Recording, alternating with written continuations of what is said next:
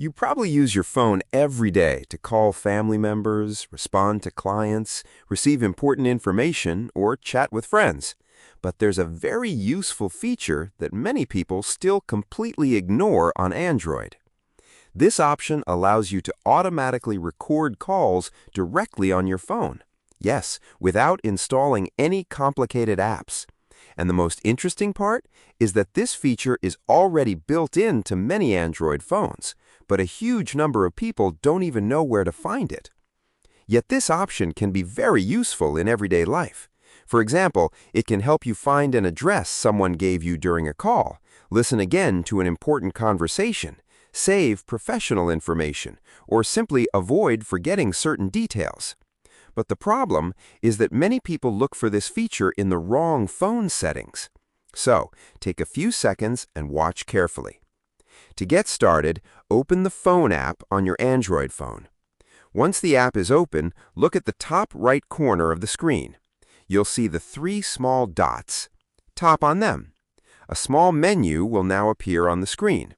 In this menu, tap on Settings. Then slowly scroll down until you find an option called Record Calls, Call Recording, or Call Settings. On some phones, this option may be slightly hidden inside the Advanced Call settings. When you find this option, tap on it. You'll now see the Auto Record Calls feature appear. This feature allows the phone to automatically record incoming and outgoing calls without having to manually press record every time. Now simply enable this option. And that's it. Your phone can now start automatically recording calls. But be careful, there's something important that many people don't know. On some Android phones, this feature may be disabled depending on the country, mobile carrier, or even the Android version installed on the device. So if you don't see the exact same options on your phone, it doesn't necessarily mean there's a problem. And that's not all.